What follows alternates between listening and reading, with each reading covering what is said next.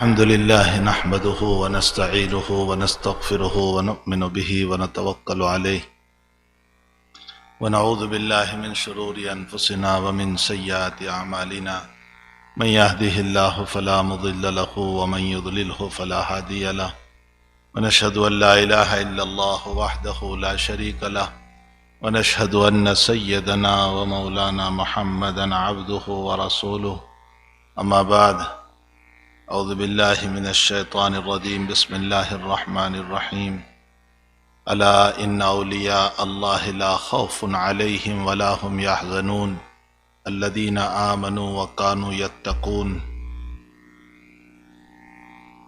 صدق الله العظيم.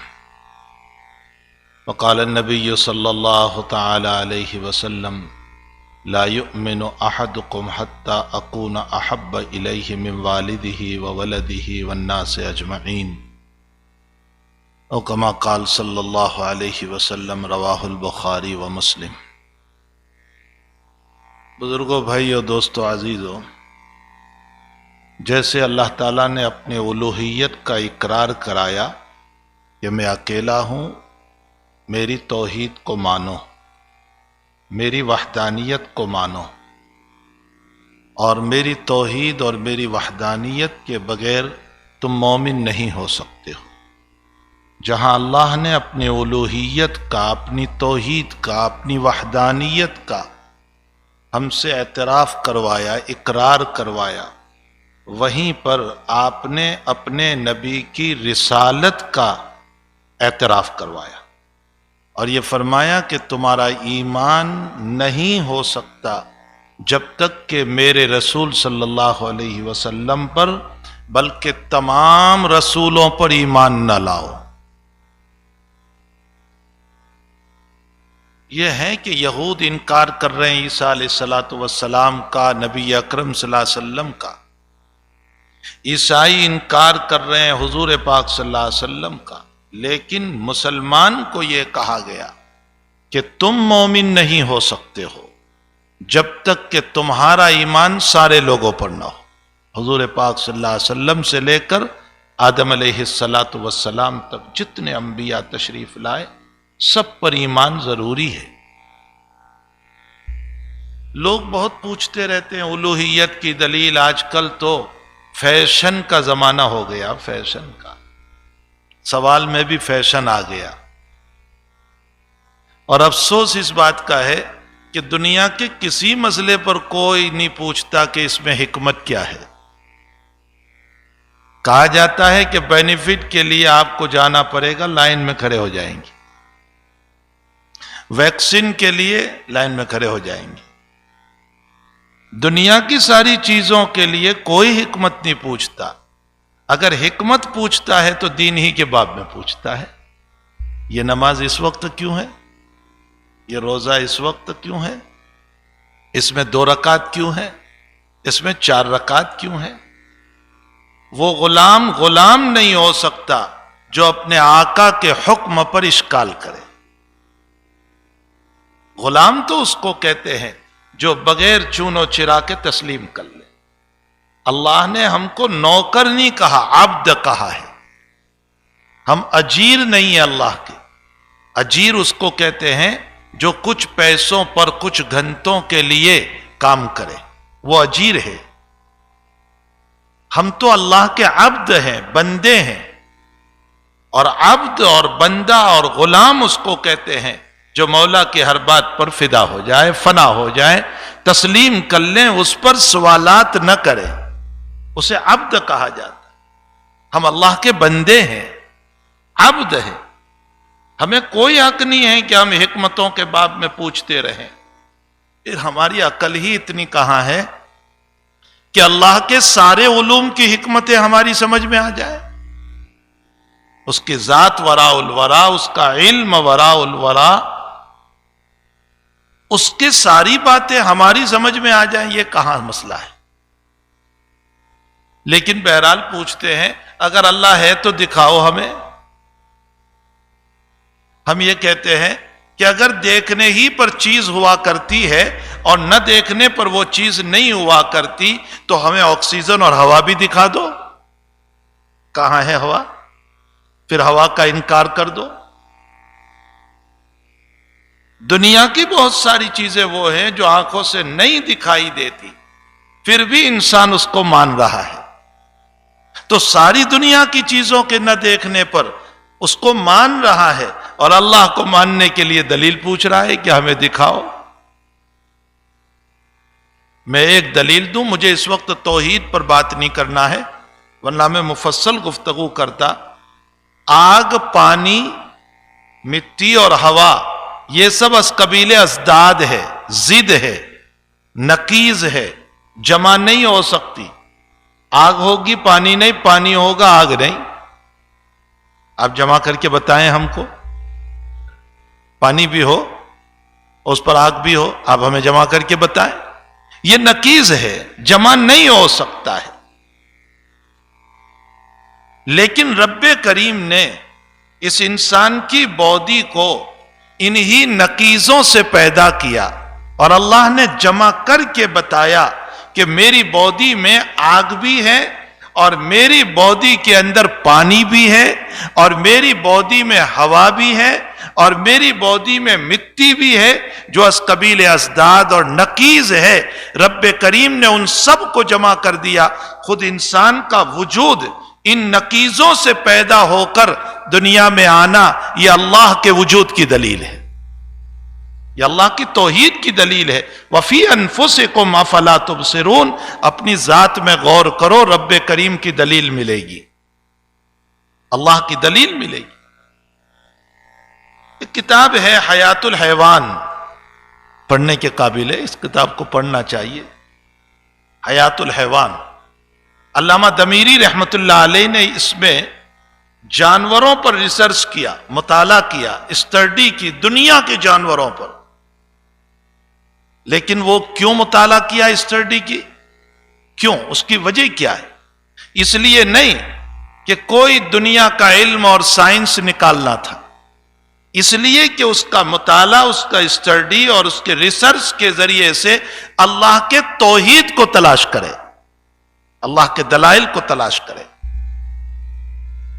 اس میں جانوروں پر، سانپ پر ہے، اسنیک پر ہے، بچھو پر ہے، لائن پر ہے، کیمل پر ہے، اور دنیا بھر کے جانوروں پر، حتیٰ کہ سور پر بھی ہے، خنزیر پر بھی ہے، اور ہر ایک کے صفات لکھی، کس میں کیا صفت، کسی میں کیا صفت، کسی میں کیا صفت۔ علامہ دمیری سے کسی نے پوچھا کہ اللہ نے خنزیر کو جو پیدا کیا، اس میں اللہ کی کیا حکمت ہے؟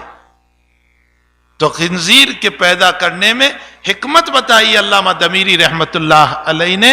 فرمایا خنزیر کی صفت یہ ہے کہ وہ صبح بہت جلدی اٹھ کر اپنی روزی کی تلاش میں نکلتا ہے، یہ اس کی صفت ہے۔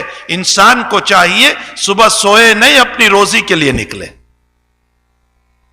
ہر جانور پر، تو انہوں نے کبوتر پر ریسرچ کرتے ہوئے لکھا ہے کہ کبوتر کا بچہ جب پیدا ہوتا ہے تو شروع میں وہ بچہ کچھ کھا نہیں سکتا،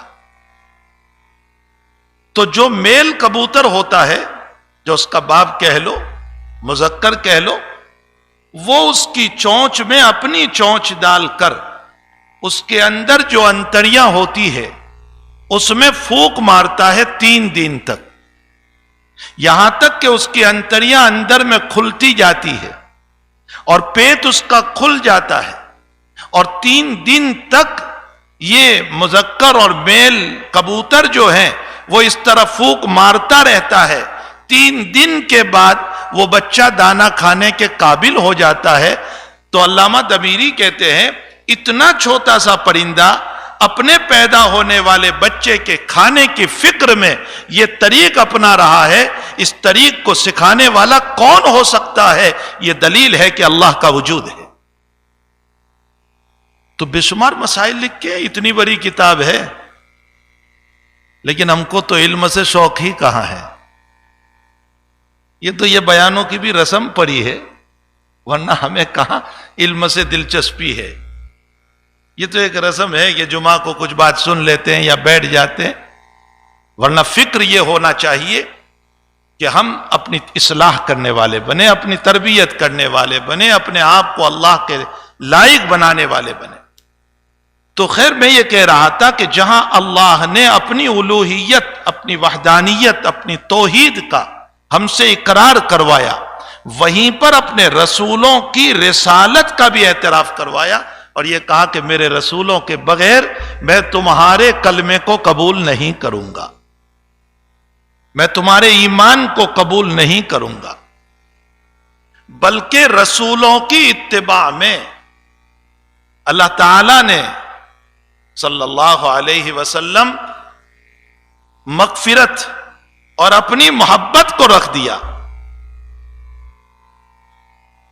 ایک جگہ اللہ نے فرمایا مَن يُطِعِ الرَّسُولَ فَقَدْ أَطَاعَ اللَّهَ، جس نے رسول اللہ صلی اللہ علیہ وسلم کی اتباع کی اس نے اللہ کی اتباع کی۔ اللہ نے اپنی اتباع کو حضور پاک صلی اللہ علیہ وسلم کی اتباع میں رکھ دیا۔ ایک جگہ فرمایا ان کنتم تحبون اللہ فاتبعونی یحببکم اللہ، اگر تم اللہ کی محبت چاہتے ہو تو رسول اللہ کی اتباع کرو، اللہ تمہیں محبت بھی عطا کرے گا اور مغفرت بھی عطا کرے گا۔ اللہ نے اپنی محبت کو حضور پاک صلی اللہ علیہ وسلم کی محبت میں چھپا دیا۔ نبی کی محبت، اللہ کی محبت، نبی سے دشمنی، اللہ سے دشمنی۔ تو بہرحال رب کریم نے انبیاء کرام علیہ السلام کو مبعوث فرمایا اور آخری کری جناب محمد الرسول اللہ صلی اللہ علیہ وسلم ہے، اور حضور پاک صلی اللہ علیہ وسلم پر بھی ہم سب کو ایمان لانا ضروری ہے۔ تمام نبیوں پر آقا صلی اللہ علیہ وسلم اشہد ان لا الہ الا اللہ واشہد ان محمدا عبدہ ورسولہ، نبی علیہ السلام کی ذات گرامی ایک ایسی ذات گرامی ہے کہ اللہ نے ان کے دل پر براہ راست جبریل کے ذریعے سے علم اور حکمت اور ایمان کو براہ راست ڈالا، سیدھے ڈالا۔ بخاری شریف کی روایت ہے کہ میں معراج، ویسے تو امام نووی رحمۃ اللہ علیہ نے لکھا ہے کہ نبی علیہ السلام کو 4 مرتبہ شق صدر ہوا، آپ کا قلب اطہر 4 مرتبہ نکالا گیا اور زمزم کے دھویا گیا اور اس کے اندر بہت کچھ بھرا گیا، ایک بالکل بچپن میں، ایک جب 10 سال کی عمر تھی، ایک جب آپ کو اقرا بسم ربک الذی وحی اول ملی، اور ایک جب آپ معراج میں جا رہے تھے۔ 4 مرتبہ آپ کو شق صدر ہوا اور آپ کے سینے اطہر کو کھولا گیا، قلب مبارک کو نکالا گیا، جبریل دھونے والے ہیں، اپنے مقدس ہاتھوں سے زمزم کے پانی سے دھویا، اور برتن جو استعمال کیے گئے وہ جنت کے برتن تھے، وہ سونے کے برتن تھے۔ علماء نے اس جگہ لکھا ہے کہ جو جبریل جنت کے برتن لا سکتا ہے وہ جنت کا پانی بھی تو لا سکتا تھا، کوثر، لیکن کوثر استعمال نہیں کیا، زمزم استعمال کیا۔ علماء لکھتے ہیں معلوم ہوتا ہے کہ زمزم کا پانی کوثر سے بھی افضل ہے، مائع زمزم جو ہے وہ مائع کوثر سے بھی افضل ہے، اتنی فضیلت ہے اس پانی کی۔ اور پھر آپ کے قلب مبارک کو دھونے کے بعد قلب اطہر کے اوپر ممتلیون بحکمت و ایمان، علم، ایمان اور حکمت کو آپ کے دل پر ڈالا گیا۔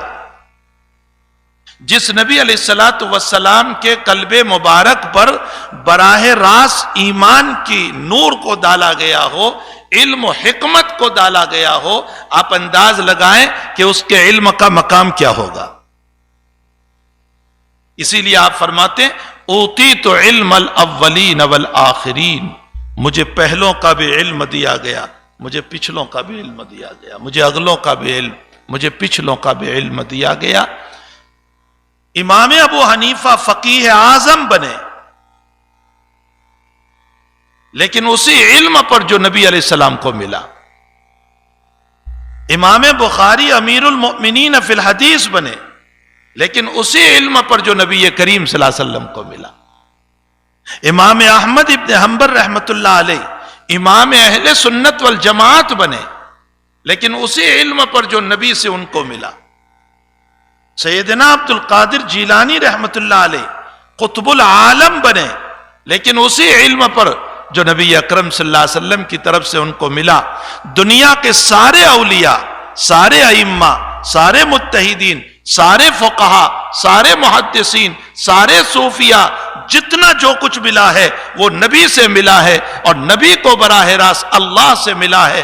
امت کے سارے فقہا، مجتہدین، ائمہ، امام، محدثین، سب کے علوم کو ایک پلڑے میں رکھو تو حضور پاک صلی اللہ علیہ وسلم کا علم کتنا ہے؟ فرمایا دنیا کے 50,000 سمندر کا پانی جمع کر دیا جائے، اللہ کے نبی کے علم کا مقابلہ نہیں ہو سکتا۔ وہ علوم حضور پاک صلی اللہ علیہ وسلم کو اللہ تعالیٰ نے عطا فرمائے۔ اوتیت علم الاولین والآخرین، مجھے اگلوں کا بھی علم ملا، مجھے پچھلوں کا بھی علم ملا۔ قیامت تک کے علوم آپ نے بیان فرمائے۔ بے شمار روایتوں میں کہیں دجال کے حالات، کہیں یاجوج ماجوج کے حالات، کہیں امت کے حالات، یہ موجودہ بیماری جو چلی اس سے متعلق خود بخاری شریف کی روایت میں اس کی طرف اشارہ حضور پاک صلی اللہ علیہ وسلم کا اس بیماری کی طرف بھی اشارہ ہوا ہے، اور کہیں طاعون کا ذکر، کہیں پلیگ کا ذکر، اور اس کے ساتھ دشمنوں کا ذکر اور حالات کا ذکر کہ میری امت پر کیسے کیسے حالات آئیں گے۔ اور اس میں آپ نے یہ بھی ارشاد فرمایا کہ میری امت پر ایک دور آئے گا کہ جیسے ہاتھ میں آگ کا انگارہ لینا مشکل ہے، اسی طرح ایمان پہ جمنا مشکل ہو جائے گا۔ یہ قیامت تک کے حالات، اور پھر قیامت کے بعد کے حالات بھی آپ نے بیان فرمائے کہ قیامت کے دن دربار رب کے اندر میں جب اٹھوں گا تو میں دیکھوں گا کہ موسیٰ علیہ السلام اللہ کے عرش کو پکڑ کر کھڑے ہیں، اور اس کے بعد حق تعالیٰ جل شانہ کے دربار میں میری حاضری، اور اس کے بعد حساب و کتاب کا مسئلہ، اور میں دربار رب میں جا کر کے سر بسجود ہوں گا، اور اللہ اس وقت مجھے اپنی تعریف میرے قلب پر ڈالیں گے، اور میں اللہ کی تعریف کروں گا، اور اس تعریف کے بعد اللہ مجھے کہیں گے اے محمد سر اٹھاؤ، میں اپنا سر اٹھاؤں گا، سفارش کروں گا، اس پر حساب شروع ہوگا، اور حساب کے بعد اللہ کے فیصلے ہوں گے۔ اس کے بعد نبی حالات بیان کرتے جا رہے ہیں۔ آپ انداز لگائیں کہ کتنا علم حضور پاک صلی اللہ علیہ وسلم کو عطا فرمایا۔ اوتیت علم الاولین والآخرین، مجھے اگلوں کا بھی علم، مجھے پچھلوں کا بھی علم، چونکہ براہ راست قلب مبارک پر اللہ کی طرف سے علم ڈالا گیا، جو معراج کی روایت سے صاف طور پر معلوم ہوتا ہے، ممتلئ بحکمت و ایمان۔ لیکن ان تمام کے باوجود اگر آپ تواضع دیکھیں آقا صلی اللہ علیہ وسلم، تواضع، اللہ اکبر، آپ کی تواضع کا عالم۔ روایتوں میں ہے یوسف علیہ السلام کا ذکر آ گیا تو آپ ارشاد فرماتے ہیں کہ یوسف علیہ السلام جیل خانے میں تھے، اور خواب کی تعبیر کی بنیاد پر بادشاہ خوش ہو گیا۔ آپ نے جو تعبیر دی اس پر بادشاہ خوش ہو گیا، تو بادشاہ نے کہا کہ بھئی یوسف کو چھوڑ دو، باہر کرو۔ حضرت یوسف علیہ السلام کہنے لگے میں اس وقت تک باہر نہیں نکلوں گا جب تک میرا معاملہ صاف نہ ہو جائے۔ جو مجھ پر الزام لگا ہے، مجھے بدنام کیا ہے، وہ جب تک صاف نہیں ہو جاتا وہاں تک میں نہیں نکلوں گا۔ چنانچہ بادشاہ نے سارے واقعے کو صاف کروایا، اور پھر یوسف علیہ السلام نکلے۔ الآن حس الحق انا راودتہ عن نفسہ وانہ لمن الصادقین، یوسف سچوں میں سے تھے۔ نبی علیہ السلام اس واقعے کو بیان کرتے ہوئے فرماتے ہیں، حضرت یوسف کی فضیلت میں فرمایا یوسف کتنے صبر والے تھے کہ بادشاہ نے کہا پھر بھی نہیں نکلے، جیل خانے ہی میں رہے جب تک معاملہ صاف نہ ہوا۔ فرمایا میں ان کی جگہ اگر ہوتا اور مجھے کوئی بلانے والا اگر آ جاتا تو میں تو فوراً نکل پڑتا، میں تحقیق کے پیچھے نہ پڑتا اور میں فوراً نکل جاتا۔ اللہ کے نبی علیہ السلام یہ بتانا چاہتے ہیں مجھ میں وہ صبر کہا جو یوسف میں تھا۔ آپ انداز لگائیں، حالانکہ آپ کا صبر جو ہے، نبی علیہ السلام کا صبر جو ہے، شیب ابی طالب میں جو بائقات اور اس کے اندر آپ پر جو حالات، اور مکی زندگی کے حالات اور آپ کا صبر، اور اس کے علاوہ قدم قدم پر آپ کے ساتھ جو حالات اور اس پر آپ کا صبر، آپ کا اپنی بیٹیوں کے جنازے کو اپنے کندھے پر اٹھانا اور صبر، اس دین اور ایمان کے خاطر اپنی بیٹیوں کی طلاقیں ہو جانا اور اس پر صبر، کتنا صبر ہے آپ کا. لیکن اس کے باوجود تعریف یوسف کی کر رہے ہیں کہ یوسف کی جگہ میں ہوتا اور مجھے بلانے والا آتا میں تو نکل پڑتا. اللہ کرے یہ تواضع ہمیں بھی نصیب ہو. آج میرا آپ کا حال یہ ہے، دو مسئلے نہیں جانتے، 2 روپے نہیں ہوتے ہیں، 2 کاروبار کی ترقی نہیں ہوتی ہے، اور ہمارا حال یہ ہے، وہ غرور، وہ کبر، وہ تکبر کہ ہم دوسروں کو حقیر سمجھنے لگتے، تنقید کرنے لگتے، توہین کرنے لگتے، گرانے کی کوشش کرتے.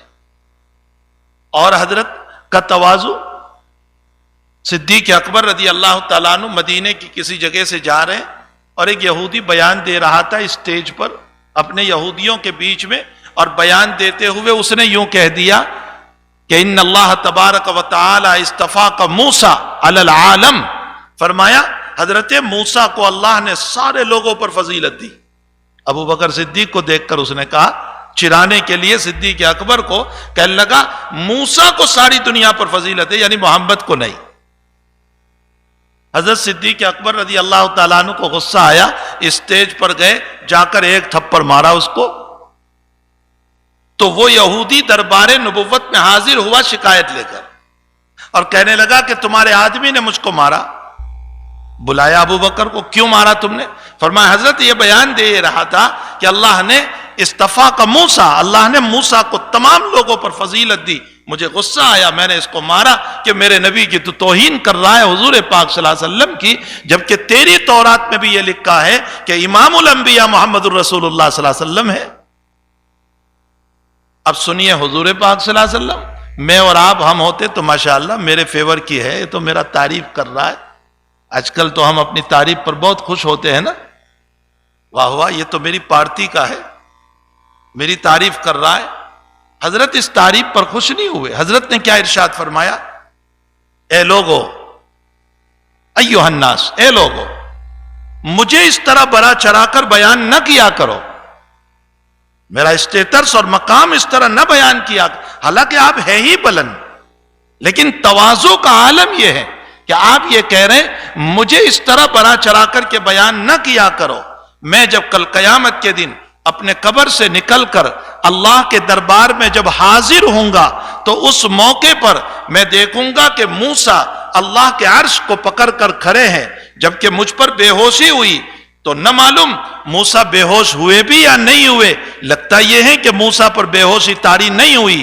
اور دنیا میں جو رب کو دیکھنے کا جو ہے مطالبہ کیا تھا، اور اس وقت اللہ نے جو بے ہوشی دے دی تھی، اس کے بدلے میں آخرت کی بے ہوشی سے موسیٰ کو جو ہے نکال دیا. تو میں جب اٹھوں گا تو مجھ سے پہلے موسیٰ ہوش میں آ چکے ہوں گے. یہ حضرت موسیٰ کی تعریف فرما رہے ہیں. آپ روایتیں بھری پڑی ہے، اور حقیقت یہ ہے جس میں جتنا علم ہوتا ہے اخلاق کے ساتھ، قلب سلیم کے ساتھ، اس میں اتنی تواضع ہوتی ہے. جس میں جتنا علم اخلاق کے ساتھ، تقوی کے ساتھ، قلب سلیم کے ساتھ، اس میں اتنی تواضع ہوتی ہے. آقا صلی اللہ تعالی علیہ وسلم کے علوم کا میں نے بتایا، دنیا کے 50,000 سمندر کو جمع کر لیا جائے، نبی کے علم کا مقابلہ پھر بھی نہیں ہو سکتا. اور پھر آپ کے معجزات، ویسے تو آپ کے شب و روز مکمل معجزات تھے، رات اور دن معجزات آپ کے، آپ کا علم معجزہ، آپ کے اخلاق معجزہ. معجزے کا معنی ہوتا ہے عاجز کر دینا. علامہ جلال الدین سیوطی رحمۃ اللہ علیہ اپنی تفسیر در منصور میں یہ لکھتے ہیں کہ نبی علیہ السلام کے علم میں، فقاہت میں، اخلاق میں، عبادت میں، تقوی میں، ورع اور پرہیزگاری میں، ان تمام میں کوئی بھی نبی کا مقابلہ نہیں کر سکتا. اور جو مقابلہ کرنے جائے گا وہ ہار جائے گا، وہ عاجز ہو جائے گا. اور معجزہ کا معنی ہوتا ہے عاجز کر دینا. آپ کی تہجد کا کوئی مقابلہ کر لے، ہو تو کوئی کر لے، آپ کی تہجد کا کوئی مقابلہ کر لے. فصلی رکعتین ثم رکعتین ثم رکعتین ثم رکعتین ثم رکعتین ثم اوتر. اور صحابی فرماتے ہیں اور حضرت عائشہ بھی فرماتی ہے کہ کبھی 8 پارے، کبھی 9 پارے، کبھی 10 پارے، کبھی 12 پارے، اور پاؤں مبارک ورم کر جاتے تھے، اور جتنا لمبا قیام اتنا لمبا رکوع، اور جتنا لمبا رکوع اتنا لمبا سجدہ. بلکہ عائشہ کہتی ہے رضی اللہ تعالیٰ عنہ، کبھی کبھی مجھے خیال گزرتا تھا کہ اللہ کے نبی دنیا سے رخصت تو نہیں ہو گئے، اس لیے کہ سجدے میں نہ پاؤں ہل رہا ہے نہ ہاتھ ہل رہے ہیں، بالکل اللہ کے سامنے متواضع ہو کر کے سجدے میں ہے. فرمایا میں آپ کے پاؤں کے اندر ذرا حرکت دیتی تھی، حضرت پاؤں ہلاتے تھے تو مجھے پتا چلتا تھا کہ آپ اس دنیا میں ہیں. آپ کی عبادت بھی معجزہ، آپ کا علم بھی معجزہ، آپ کا تقوی بھی، آپ کی سخاوت بھی معجزہ. روایتوں میں کہ ایک آدمی آیا اور اس نے آ کر کے یوں کہا کہ مجھے بکریوں کا ایک ریور دو. ریور کا اطلاق 30 بکریوں پر بھی ہوتا ہے، 30 پر بھی ہوتا ہے، 80 پر بھی ہوتا ہے، 80 پر، اور 120 پر بھی ہوتا ہے، 120 پر بھی ہوتا ہے. اس نے آ کر کہا ایک بکریوں کا ریور دو. حضرت نے فرمایا یہ پہاڑ کے دامن میں بکریاں چل رہی ہے، جاؤ اس پورے ریور کو لے جاؤ. وہ آدمی ان بکریوں کو لے گیا اور اپنے قبیلے میں، اپنے خاندان میں، اپنے وطن میں جا کر کے کہہ رہا ہے کہ قیامت کا سویرا ہو سکتا ہے، اتنا بڑا محمد جیسا سخی کوئی نہیں ہو سکتا، میں اس پر ایمان لاتا ہوں، تم بھی ایمان لاؤ.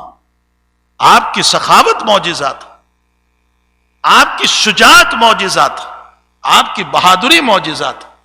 غزوہ حنین کے موقع پر یہ تو مختصر وقت ہوتا ہے، ورنہ سیرت النبی کے لیے اور اللہ کے نبی کی سیرت کو پڑھنے کے لیے جو ہے ہمیں سننے کے لیے وقت چاہیے. غزوہ حنین کے موقع پر اچانک تیر شروع ہو گئے اور مقابلہ ہوا، صحابہ منتشر ہو گئے، ادھر ادھر ہو گئے. اللہ کے حبیب پاک صلی اللہ علیہ وسلم اپنے خچر کے اوپر سوار ہے، جو سفید خچر تھا جس کا نام دلدل تھا. حضرت اپنے خچر کے اوپر سوار ہے اور ابو سفیان ابن حارث وہاں حضرت کے لگام پکڑ کر کے کھڑے ہیں، اور حضرت یوں جھکے نیچے مٹی لینے کے لیے، اور شاہت الوجوہ کہہ کر مٹی پھینکی، اور اللہ تعالیٰ نے سب کی آنکھوں میں مٹی پہنچا دی. اور اس موقع پر نبی علیہ الصلوۃ والسلام جہاں صحابہ ادھر منتشر ہو گئے، دور نکل گئے، حضرت اپنے خچر کے اوپر سوار ہو کر کے حضرت عباس سے کہہ رہے ہیں بلاؤ بیعت رضوان میں بیعت کرنے والوں کو. کہاں چلے گئے وہ لوگ کہاں ہیں جنہوں نے میرے ہاتھ پر بیعت کی تھی؟ اور آواز دی جا رہی ہے اور سارے لوگ دوڑتے آ رہے ہیں. اس موقع پر حضرت تنے تنہا، ایک موقع ایسا آیا کہ تنے تنہا اپنی جگہ کھڑے ہیں. کیا ہوا؟ علامہ شبلی نے سیرت النبی کے اندر اس نقشے کو کھینچتے ہوئے لکھا ہے کہ محمد الرسول اللہ صلی اللہ علیہ وسلم ایک پہاڑ تھے، ایک ماؤن تھے، اور اس کے ساتھ ساتھ لکھا ایک اقلیم تھے، ایک بادشاہ تھا، ایک ملک تھا کہ جو ساری دنیا تو ہل گئی لیکن محمد الرسول اللہ نہیں ہلے. یہ شجاعت ہے، یہ بہادری ہے حضور پاک صلی اللہ علیہ وسلم کی. تو آپ کی شجاعت، آپ کی بہادری بھی معجزہ ہے نبی کریم صلی اللہ علیہ وسلم کا. اللہ تعالی ہم تمام کو حضور پاک صلی اللہ علیہ وسلم کی مبارک سیرت پر چلنے کی توفیق عطا فرمائے. آپ کی سیرت کے بغیر، آپ کی سنتوں کے بغیر کبھی کامیاب نہیں ہو سکتے. دنیا کے حالات کو بدلنا ہے، دنیا کے حالات کو بدلنا ہے تو سنت رسول پر عمل کرنا ہوگا. اگر سنت رسول ہے تو کامیابی ہے، اور سنت رسول نہیں ہے تو ناکامی ہی ناکامی ہے. اپنی زندگیوں کو حضور کی اتباع پر لانے کی فکر کریں. انشاءاللہ تعالی کچھ باتیں اگلے موقع پر ہم پڑھیں گے، سنیں گے، تاکہ اللہ کے حبیب کی اور محبت دلوں میں پیدا ہو اور آپ کی سنتوں کے جذبات ہماری زندگیوں میں جمع ہو. اللہ ہم سب کو توفیق عطا فرمائے. وصلی اللہ علی نبی الکریم برحمتک یا ارحم الراحمین.